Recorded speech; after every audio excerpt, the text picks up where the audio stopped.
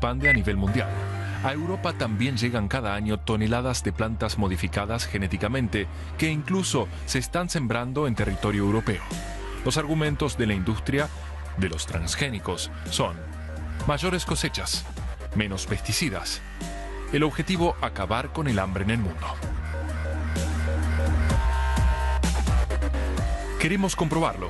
Viajamos por la patria de la ingeniería genética, Estados Unidos, y a los países en los que más plantas transgénicas se siembran, Brasil y Argentina.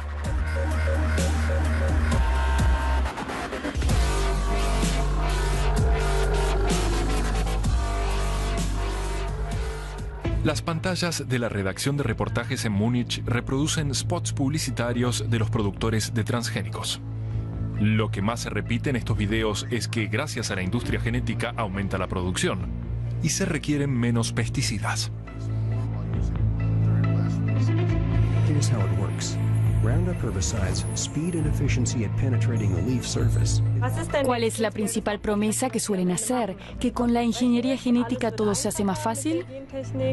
Sí, dicen que se simplifica todo, pero dicen sobre todo que sus técnicas son superiores a las convencionales, con lo que se requieren menos pesticidas.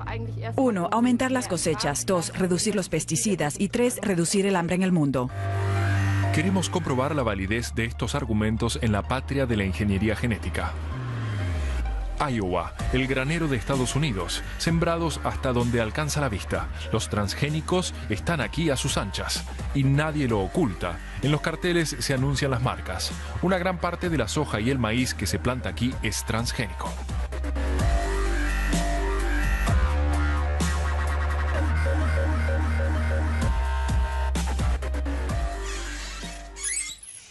Nos encontramos con el agricultor Doug Doolittle. En sus explotaciones lleva casi 20 años sembrando maíz y soja transgénicos.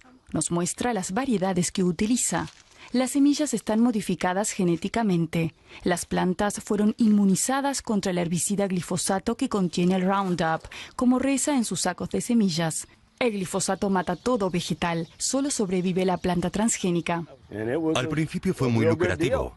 Antes teníamos que recorrer los sembrados e ir arrancando la mala hierba. Ahora solo tenemos que fumigar.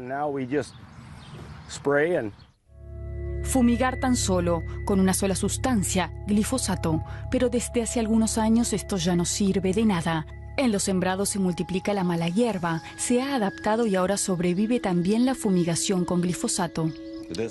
Esta enana es mi gran problema. La mala hierba no desaparece por mucho glifosato que emplee. En uno de los sembrados es especialmente grave. Doug Doolittle nos lo va a mostrar. Hace 3 semanas fumigó aquí. ¿Habrá desaparecido la mala hierba? No, no me libraré nunca del butterhemp. Sobre todo con glifosato. Doug tiene 210 hectáreas largas de tierra. En mayo sembró la soja transgénica. Entonces, el sembrado estaba libre de mala hierba. Ahora, a las pocas semanas, este es el aspecto. Waterhemp por todas partes a pesar del glifosato. Un riesgo para la cosecha. Estoy enojado por el butterhemp. Cada planta que esté aquí y no sea soja consume más agua, ocupa espacio y extrae los nutrientes del suelo. Eso no es nada bueno para la soja. La mala hierba es resistente. Doug Doolittle necesita otros herbicidas más caros para fumigar la planta transgénica, justo lo que ya no tendría que estar haciendo. Buscó apoyo en Mike Owen de la Universidad de Iowa. El experto en malas hierbas conoce el problema. El problema se agravó y continuó extendiéndose. Estimamos que actualmente cerca del 60% de los campos de soja y maíz de Iowa tienen justo este problema de la resistencia al glifosato. Las semillas transgénicas y el herbicida glifosato forman parte del mismo paquete, pero la utilización a gran escala provocó que la mala hierba se hiciera inmune. En Estados Unidos son 24 millones de hectáreas donde crecen malas hierbas resistentes. Mike Owen explica los argumentos comerciales de la industria de los transgénicos. Sí que se les puede echar en cara, porque sugirieron que no iban a tener que hacer nada más, que no iban a tener que preocuparse por las resistencias. No necesitaréis otro herbicida, porque la mala hierba nunca se volverá resistente al glifosato, por el mecanismo especial con el que actúa. Ahora son los agricultores los que tienen el problema. De vuelta a la redacción, nos preguntamos por qué sigue expandiéndose el uso de transgénicos a pesar de todo. En cada vez más países los siembran los agricultores. ¿Cuál es el papel que juega la política en ello? Acabo de dar con un contacto interesante. Un ex empleado del Ministerio Alemán de Agricultura dirigió la sección para transgénicos y quizá nos pueda dar una respuesta.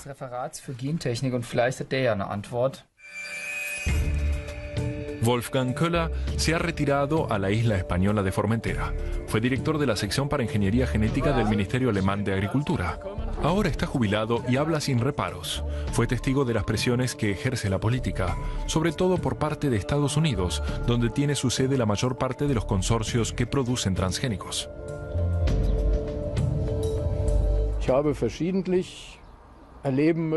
He sido muchas veces testigo de la presión que ejerció el gobierno estadounidense sobre estados menores.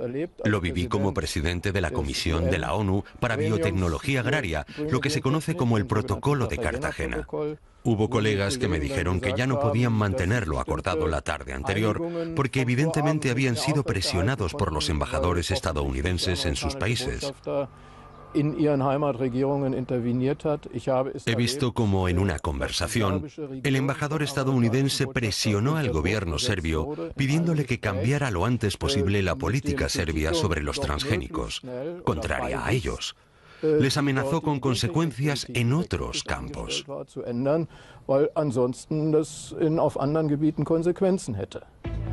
Nuestro equipo de investigación encontró más pruebas del trabajo de lobby del gobierno estadounidense en todo el mundo. Wikileaks publicó documentos de las embajadas estadounidenses en los que hay referencias, por ejemplo, de la posición de Baviera con respecto a los transgénicos. Aquí, por ejemplo, escribe el consulado en Múnich que por el momento tienen poco éxito en Baviera. Wikileaks corrobora lo que dice Köhler, presionan a estados más pequeños.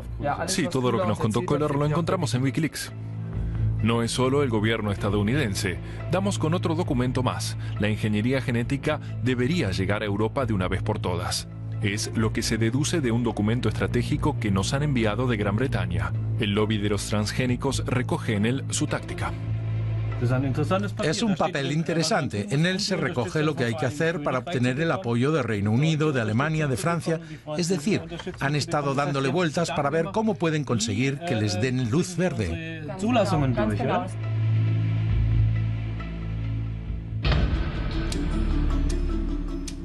Viajamos a Bruselas. Aquí se está escribiendo actualmente un nuevo capítulo en la lucha para que se permita el cultivo de transgénicos en Europa. La Comisión Europea ha remitido una propuesta similar en lo esencial al documento estratégico del lobby. Nos reunimos con Europa Bio, la asociación de la industria de los transgénicos. Consorcios como Monsanto, Bayer o Dow Agro, todos los grandes de los transgénicos están representados por Europa Bio. El director para biotecnología de la asociación duda en un primer momento cuando le preguntamos por el documento del lobby. Pero al final admite. El documento surgió con cierta participación de un miembro de Europa Bio. Eso es cierto. Pero lo que ocurre es que cuando se discute sobre asuntos de actualidad con las partes interesadas, en este caso era alguien del Ministerio británico, entonces miramos qué y cómo puede modificarse. Y por eso se hace una lluvia de ideas. La industria de los transgénicos hace tiempo que tiene los campos de Europa en el punto de mira. Es lo que demuestra el documento estratégico de Europa Bio. Según la legislación europea, ya se permiten los productos transgénicos siempre que no haya riesgos para la salud. Pero hace pocas semanas, los ministros decidieron en Bruselas que cada país puede publicar una prohibición nacional para el cultivo de transgénicos. Parece un guiño a los contrarios a los cultivos transgénicos. Pero en el Parlamento alemán ha desatado una fuerte discusión. Para Harald Ebner, de los Verdes, ha tenido éxito la estrategia esbozada por el lobby. Lo escandaloso de este guión del lobby es que funciona realmente como un guión. Podemos seguir paso por paso lo que se ha planteado el lobby. Estuvieron dándole vueltas, pensando 2 pasos más allá. ¿Qué es lo que necesitan? ¿A quién le tienen que prometer qué? ¿Qué es lo que hay que exigirle para lograr el objetivo? El documento aquí traducido esboza un enfoque estratégico, un paquete cerrado, la opción de que un Estado prohíba el cultivo de transgénicos. Solo se propone bajo la condición de que los Estados miembros no voten en contra de los productos agrarios. La clave, el lobby de la industria genética obtiene un permiso a nivel europeo a pesar de la oposición de algunos estados. Consiguieron entrar en Europa. ¿Hubo acuerdo con el lobby? El ministro alemán de Agricultura no lo ve así. No conozco esos documentos. Tampoco me interesan. ¿Qué es lo que quiero? Quiero que en Alemania se pueda prohibir el cultivo de transgénicos. Y para ello establezco un marco legal, nada más. No se escriben otros documentos. Pero los transgénicos hace tiempo que llegaron a Europa, nos dice la Asociación de los Lobistas en Bruselas. La afirmación de que Europa estaba libre de transgénicos hasta la fecha es falsa. Porque la realidad es que se importa una grandísima cantidad. Solo en el caso de la soja, que se destina sobre todo a piensos de animales, se importa una cifra similar al peso que tendrían todos los europeos juntos. Serían cerca de 35 millones de toneladas. Y esa soja también entra en la cadena alimenticia a día de hoy. Hace años que comemos transgénicos. Y los llevamos puestos. El 80% del algodón cultivado en el mundo está modificado genéticamente. Muchos de los transgénicos importados en Europa provienen de Argentina. Aquí se siembra casi exclusivamente algodón, maíz y soja transgénicos. Ahora, en invierno, se ha cosechado todo, pero normalmente crecen aquí en millones de hectáreas de terreno plantas transgénicas inmunizadas contra el glifosato, como en Estados Unidos. El herbicida se fumiga aquí con avionetas, con objeto de acabar con la mala hierba. Solo una planta transgénica puede sobrevivir, pero los pueblos circundantes también están expuestos al glifosato. En la pequeña localidad de San Salvador acompañamos a Andrea Kloster. Creció aquí y está muy preocupada. El pueblo está rodeado de explotaciones intensivas en las que se siembran plantas transgénicas y se emplean muchos químicos. Y acá a la vuelta murió una chica que fue cuando empezamos nosotros con las marchas, de 36 años, de un tumor cerebral.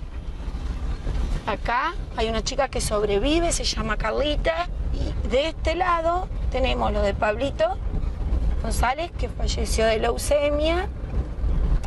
Y al lado tenemos lo de Leylen, que es sobreviviente de una leucemia. Uno pegado al otro están. Casi 1 de cada 2 familias perdió a alguien. Andrea nos lleva a una casa algo a las afueras, pero cerca de los sembrados de transgénicos. Aquí vive Manuela con su hijo Johan Marco, de 2 años. Hace 1 año los médicos le diagnosticaron un tumor maligno. Johan Marco está agotado. Cada semana tiene que tratarse en Buenos Aires, a 5 horas de aquí. Y me parece que por algo se enferman los chicos de las provincias y no los chicos de la capital. En el hospital está lleno de chicos de la provincia, lo que es Entre Ríos, Corrientes, Misiones, o sea, lugares donde se siembra, donde se fumiga. Querrían mudarse, pero no se pueden permitir otra casa.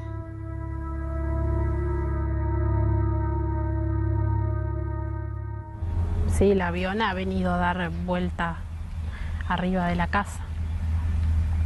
Sí. Se supone que cuando van a llegar al pueblo cierran lo que larga, ¿no? Pero eso viene en el aire, ¿no?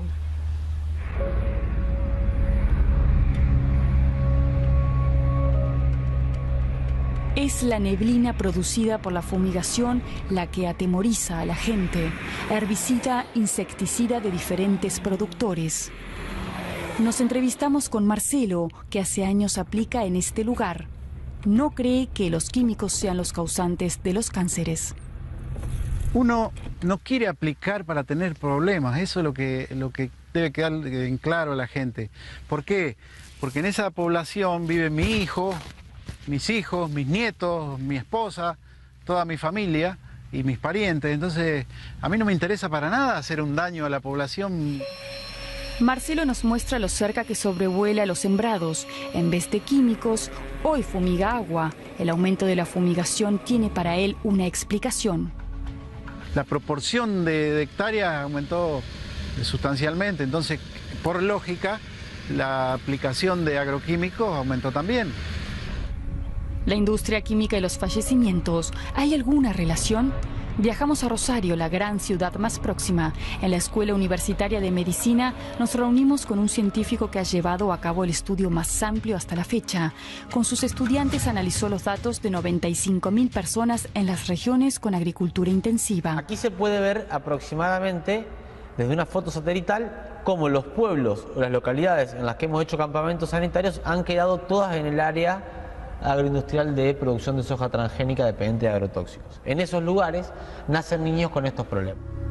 Tal vez puede también mostrarnos. Claro. No, en este caso este nació muerto, es incompatible con la vida ese problema. Está. Fíjate acá cómo tiene nada más. En los últimos 20 años, Argentina en Argentina cambió la forma de enfermar y de morir de la gente, pero no en toda la Argentina, fundamentalmente en los pueblos que han sido víctimas de la sojización. ¿Cómo lo sabemos? Con los trabajos nuestros evaluamos 95.000 personas, evaluamos 18 comunidades de menos de 10.000 habitantes, todas adentro del área de producción de soja, y encontramos aumento de hipotiroidismo, aumento de alergias, aumento de enfermedades respiratorias, aumento de abortos espontáneos y aumento de enfermedades cancerígenas, neoplásicas, no cualquier tipo de cáncer. Preguntamos a Monsanto, el mayor consorcio de transgénicos del mundo, sobre los problemas que observamos en Argentina. ¿Qué te respondieron los de Monsanto? La respuesta es bastante interesante. En el caso de Argentina no hay ninguna evidencia científica que certifique que la aplicación de glifosato haya producido los daños. Según nuestras informaciones, sus especulaciones se refieren a niños que viven alrededor de los campos de tabaco en Misiones. La respuesta nos deja perplejos. Realmente le habíamos preguntado a Monsanto por los casos de tumores en zonas de cultivo de soja, sobre todo en Salvador, Entre Ríos. Junto con Estados Unidos y Argentina, uno de los 3 países donde más se cultivan transgénicos es Brasil. Aquí queremos seguirle la pista a otra característica de las plantas modificadas genéticamente, porque la mayor parte de las plantas transgénicas no solo están preparadas para la aplicación del glifosato, sino que están modificadas para que generen un veneno contra insectos.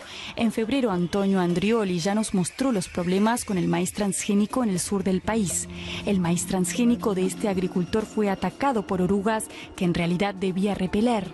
Hace medio año, una gran plaga de parásitos llevó al gobierno brasileño a declarar el estado de emergencia en algunas regiones.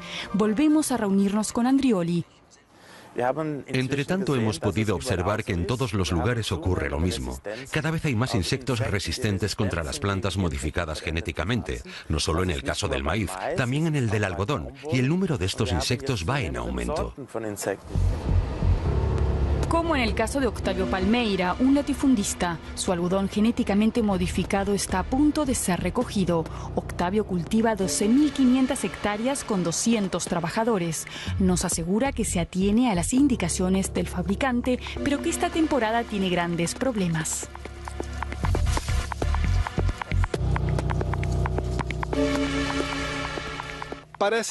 Parece como si las plagas mutaran en nuestro clima tropical y que se vuelven cada vez más resistentes. Tenemos que emplear cada vez más pesticidas. En comparación con el año pasado, mis costes de producción aumentaron un 40%. En los campos de algodón de Octavio aparecieron de repente parásitos que las plantas transgénicas deberían repeler. Por eso tuvo que fumigar 8 veces más que el año anterior. Octavio llevó las orugas al Instituto del Algodón de Mato Grosso. Los científicos aquí conocen el problema de la resistencia de las orugas.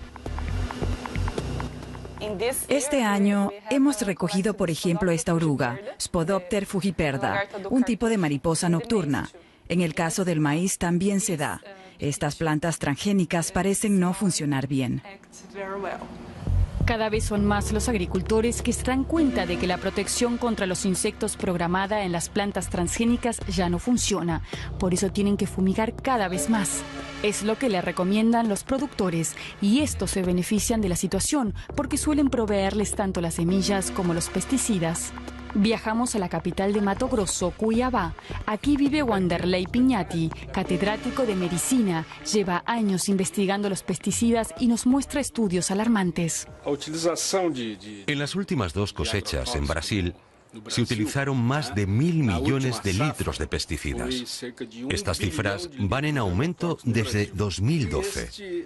En el caso de la fumigación, subió de 8 litros por hectárea a 14 litros por hectárea. Pignati está convencido de que el aumento del uso de pesticidas tiene consecuencias. Lo prueban estudios oficiales como este del Ministerio de Salud del Estado de Paraná. En Brasil aumentaron los problemas de salud y de crecimiento y los casos de cáncer. Los estudios demuestran que en regiones agrícolas es especialmente grave. A pesar de que muchos consumidores están en contra de los transgénicos, llegan a Europa procedentes de Brasil y Argentina, porque se permite su utilización en los piensos para el ganado. De esta manera, los transgénicos llegan hasta el consumidor vía productos animales como la carne o los huevos, y no hay siquiera obligación de indicarlo. Sí me gustaría saber si los animales comieron pienso con transgénicos. ¿Por qué le gustaría saberlo? Porque no lo compraría. Sí tendría que indicarlo. Suelo comprar productos en los que se indique o en tiendas bio. Más del 70% de los consumidores están en contra de la presencia de transgénicos y deberían contar con esta información. Es decir, tendrían que saber si contienen transgénicos o no, si se alimentó a los animales con transgénicos o no. Muchos de los animales cuya carne está en las hamburguesas comieron transgénicos. La organización de consumidores Foodwatch exige que McDonald's sirva hamburguesas sin transgénicos o una indicación expresa. Si hay transgénicos, debería indicarse. McDonald's dice que no puede excluirse que se hayan utilizado piensos con transgénicos. Es tarea del legislador introducir una indicación más detallada sobre el proceso de producción. Siendo McDonald's uno de los mayores procesadores de carne, si exigiera que la carne de ternera o de pollo proviniera de animales que no hubiesen sido alimentados con transgénicos, tendría un impacto en el mercado y haría aumentar la demanda de piensos sin transgénicos, con lo que sería más fácil mantener este mercado. Pero el mercado de semillas convencionales está en retroceso y cada vez son más los que emplean semillas transgénicas. Encontramos un estudio que compara la sustentabilidad de la agricultura en América del Norte y la de Europa Occidental, libre de transgénicos, y entrevistamos a su autor. El catedrático Jack Heinemann, de Nueva Zelanda, es experto de la ONU para Seguridad Biológica. Ha analizado la cuestión de qué sistema es más sustentable, si el americano con o el europeo sin transgénicos. No hay pruebas de que la ingeniería genética suponga una diferencia si comparamos estados con el mismo nivel educativo, de riqueza y de acceso a la tecnología biológica. Pero lo cierto es que Estados Unidos y Canadá emplean cada vez más pesticidas, mientras que Europa Occidental necesita cada vez menos. Hay indicios, por tanto, de que el sistema agrario estadounidense es incluso menos sustentable de lo que lo fue en el pasado. A Heinemann se le critica por eso. Monsanto nos dice: las diferencias climáticas, la calidad del suelo, las subvenciones estatales y los diferentes tipos de agricultura impiden una comparación directa. Y Bayer Crop Science responde: una comparación tan limitada no tiene en cuenta los diferentes factores de influencia. Volvemos a Estados Unidos, la patria de la ingeniería genética. Acompañamos al investigador de maleza Mike Owen a un sembrado experimental de su universidad. Los representantes de la industria transgénica pueden informarse aquí del grado de eficiencia de cada herbicida. Entre tanto, algunos productores admiten la existencia de resistencias. Un representante de la empresa Syngenta habla abiertamente con nosotros. Nosotros, como industria, y con esto no quiero culpar a nadie, siempre utilizamos glifosato en los últimos años, porque era barato y efectivo. Fue un error no haber empleado otro tipo de herbicidas. Mike Owen ya avisó 20 años atrás sobre las posibles resistencias y se granjeó enemigos. No siempre fue tan amistosa su relación con la industria. Hubo un par de casos. Una vez me denunciaron. Otra vez una empresa decidió que yo debía perder mi empleo, con lo que se dirigió al decano e intentó que me despidieran. No se despidió a Mike Owen. Nos lleva a su laboratorio. Aquí ha fumigado el water hemp con diferentes herbicidas, pero casi ninguna planta resultó afectada. Mike Owen reivindica un cambio de planteamiento, abandonar el uso de pesticidas y monocultivos gigantes y volver a más trabajo artesanal. No está en contra de los transgénicos, pero tal y como sean aplicados sus instrumentos podrían conducirnos a una catástrofe. Cada vez será peor la formación de resistencias. Se reducirá la producción, aumentarán los costes y se podrá ver afectada la producción de alimentos. Si no nos adaptamos y aplicamos métodos distintos, podría pasar que la mala hierba impidiera cosechar nada. En el sur de Estados Unidos, algunos campos han sido abandonados. Allí ha ganado la mala hierba resistente. Volvemos a España. Wolfgang Köhler, el antiguo director de sección del Ministerio Alemán de Agricultura, vivió de cerca la batalla propagandística en torno a la industria genética. Yo también me preguntaba quién es el que se beneficia realmente. El consumidor no lo es, porque ni la comida es mejor ni es más barata. Y en algún momento uno se da cuenta de que el beneficio económico de este modelo reside en que puede patentarse. Es decir, el dueño de esta patente controla todo lo que ocurra con estas semillas.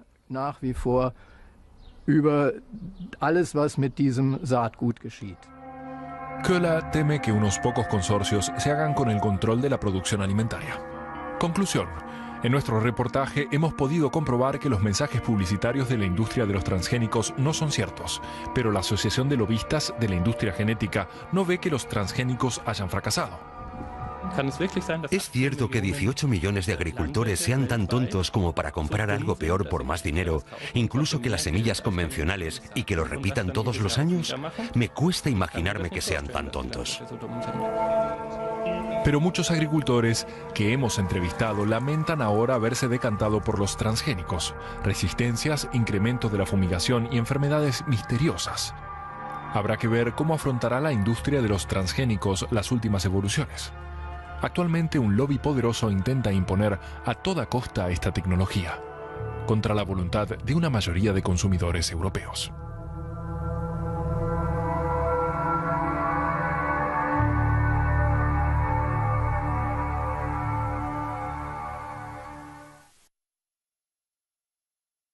Caros para fumigar la planta transgénica, justo lo que ya no tendría que estar haciendo. Buscó apoyo en Mike Owen de la Universidad de Iowa. El experto en malas hierbas conoce el problema. El problema se agravó y continuó extendiéndose. Estimamos que actualmente cerca del 60% de los campos de soja y maíz de Iowa tienen justo este problema de la resistencia al glifosato. Las semillas transgénicas y el herbicida glifosato forman parte del mismo paquete, pero la utilización a gran escala provocó que la mala hierba se hiciera inmune. En Estados Unidos son 24 millones de hectáreas donde crecen malas hierbas resistentes. Mike Owen explica los argumentos comerciales de la industria de los transgénicos. Sí que se les puede echar en cara, porque sugirieron que no iban a tener que hacer nada más, que no emplee en uno de los sembrados es especialmente grave. Doug Doolittle nos lo va a mostrar. Hace 3 semanas fumigó aquí. ¿Habrá desaparecido la mala hierba? No me libraré nunca del butter hemp. sobre todo con glifosato. Doug tiene 210 hectáreas largas de tierra. En mayo sembró la soja transgénica. Entonces, el sembrado estaba libre de mala hierba. Ahora, a las pocas semanas, este es el aspecto. Water hemp por todas partes a pesar del glifosato, un riesgo para la cosecha. Estoy enojado por el butter hemp. Cada planta que esté aquí y no sea soja consume más agua, ocupa espacio y extrae los nutrientes del suelo. Eso no es nada bueno para la soja. La mala hierba es resistente. Doug Doolittle necesita otros herbicidas más.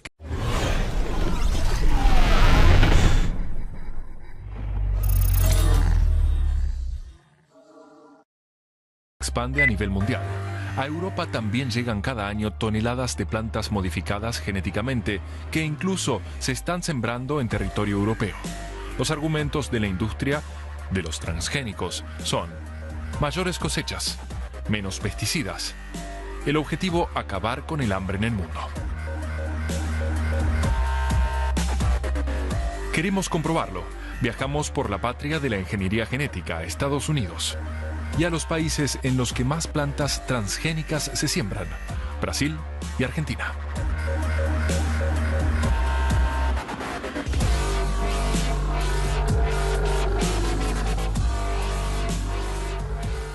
Las pantallas de la redacción de reportajes en Múnich reproducen spots publicitarios de los productores de transgénicos. Lo que más se Nos encontramos con el agricultor Doug Doolittle. En sus explotaciones lleva casi 20 años sembrando maíz y soja transgénicos. Nos muestra las variedades que utiliza.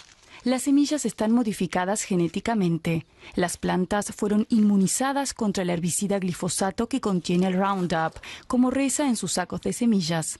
El glifosato mata todo vegetal, solo sobrevive la planta transgénica. Al principio fue muy lucrativo. Antes teníamos que recorrer los sembrados e ir arrancando la mala hierba. Ahora solo tenemos que fumigar.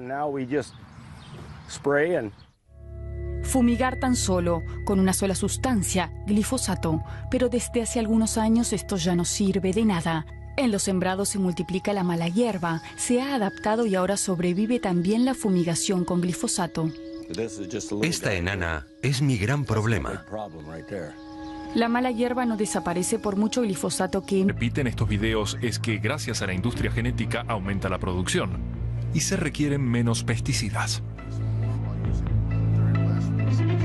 Here's how it works. Roundup herbicides speed and efficiency at penetrating the leaf surface. ¿Cuál es la principal promesa que suelen hacer? ¿Que con la ingeniería genética todo se hace más fácil? Sí, dicen que se simplifica todo, pero dicen sobre todo que sus técnicas son superiores a las convencionales, con lo que se requieren menos pesticidas. 1. Aumentar las cosechas. 2. Reducir los pesticidas. Y 3. Reducir el hambre en el mundo. Queremos comprobar la validez de estos argumentos en la patria de la ingeniería genética.